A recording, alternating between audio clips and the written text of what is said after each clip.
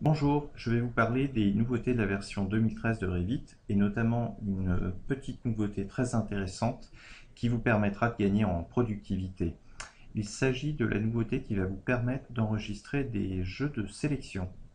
Pour cela, nous allons basculer tout d'abord sur une vue axonométrique. Nous aurions pu basculer bien entendu sur une vue en plan ou une vue géométrale quelconque. Et nous allons sélectionner un certain nombre d'éléments. Par exemple, ces trois éléments. À partir du moment où nous sélectionnons ces éléments, vous voyez que dans les onglets, vous allez voir modification, sélection multiple qui apparaît, ce qui me permet de créer un enregistrement que je vais appeler mur façade, comme ceci, je valide.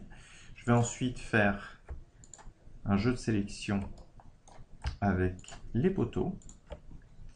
L'intérêt de cette fonction, nous pourrions en effet la comparer à la fonction qui permet d'enregistrer une sélection dans Adobe Photoshop. C'est exactement le même principe. Donc une fois que nous avons sélectionné ici nos poteaux, nous pouvons là aussi enregistrer et nous allons dire poteau comme ceci, maison, c'est fait.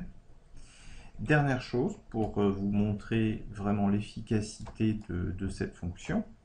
Nous allons sélectionner le garde-corps qui se trouve ici, le garde-corps qui se trouve là, éventuellement une fenêtre ici, une fenêtre là, un panneau de mur rideau comme ceci. Voilà, CTRL, donc j'appuie avec la touche CTRL. Je peux donc enregistrer cette sélection et je vais dire ce sera le jeu de fenêtre et garde-corps comme ceci. Si j'ai besoin par la suite de recharger très rapidement des jeux de sélection, eh bien je vais directement aller dans l'onglet Gérer et je vais être capable de charger une sélection, par exemple mes poteaux maison, comme ceci, ce qui me permettra ensuite très rapidement de venir modifier par exemple le type de ces poteaux et de venir en modifier les dimensions ou de venir ici. Nous allons ici dans les options définir, l'épaisseur passera à 300.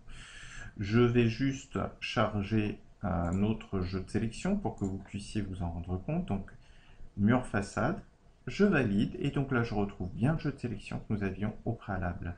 Bien évidemment, je pourrais tout à fait venir changer un jeu de sélection, par exemple les murs de façade, demander à modifier ce jeu de sélection et je pourrais ajouter à la sélection, par exemple, un mur supplémentaire qui se trouverait ici, une poutre supplémentaire comme ceci.